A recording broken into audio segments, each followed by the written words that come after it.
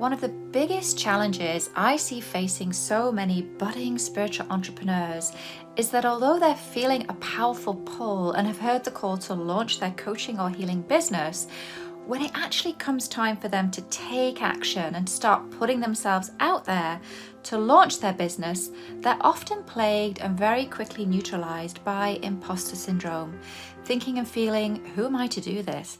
I can't possibly charge people money for my services. And as the seeds of fear, doubt, and uncertainty start to take root, you can quickly find yourself backtracking and running for the safety of the hills instead of forging forwards and taking action to manifest your entrepreneurial dreams. Sound familiar?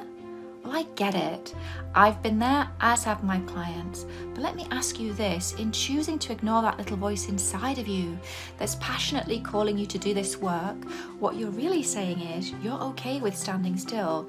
You're okay with feeling that low level, often day-to-day feeling of disappointment, rather than experiencing a short, sharp burst of discomfort, which is going to allow you to move towards manifesting your impactful and purposeful business.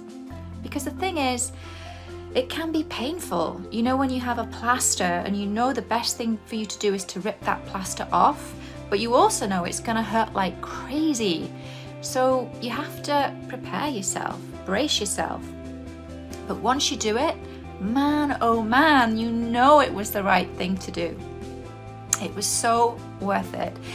And it's very similar, in our journey to build our business. It takes courage to step out of our comfort zone, to get comfortable with being uncomfortable. Growing pains do just that, they hurt.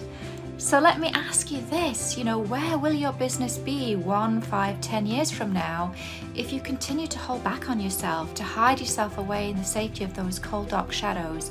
If you continue to hold out on yourself and your dreams because you're afraid of what others will think, or maybe you're afraid you're going to mess it up? Because the truth is, your success doesn't hinge upon the approval of others. There are going to be people who love what you do and those that don't. But at the end of the day, the only person your success hinges upon is you, and your willingness to take a risk, to take a chance, to go out on a limb, to trust that little voice inside of you that's calling you to step out into the world, be visible, to take action, to forge a path for others to follow, to show up in your life and your business. Because if you're feeling powerfully drawn and have heard the call to help and support others, then you, my fellow soul traveler, already have everything inside of you to blaze the trail, to shine your light for others to follow. How so? Well, very likely you've done this work before. In previous lifetimes, you perhaps have unique and special gifts given to you by your ancestors, or you were a powerful healer in past lives, and it's simply a question of you leaning into those powerful intuitive gifts, and trusting the call that you've heard to step out into the world to serve the heck out of the people you most want to help and support.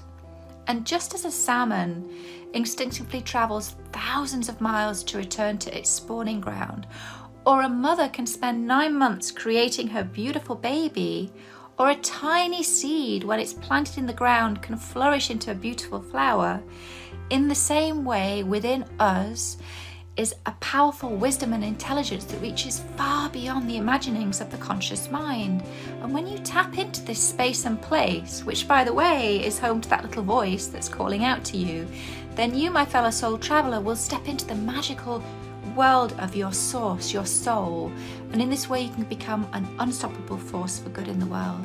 So circling back to today and to the days, weeks and months ahead, if there's one thing this pandemic is teaching us right now in this moment, it's how to live with uncertainty, how to get uncomfortable with being uncomfortable.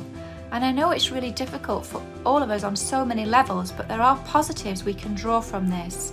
And as you think about entrepreneurship, one of the single most distinguishing qualities of a successful entrepreneur is their willingness to live with uncertainty, their willingness to take a risk, and very importantly, their willingness to act upon those oftentimes seemingly wild, crazy whims of that visionary voice calling from within, that allows them to merge their spirituality and business to become a successful spiritual entrepreneur.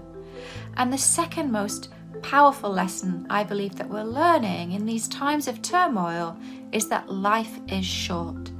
So my fellow soul traveler, if you've heard the call to launch your spiritual business, then my next question is, if not now, then when?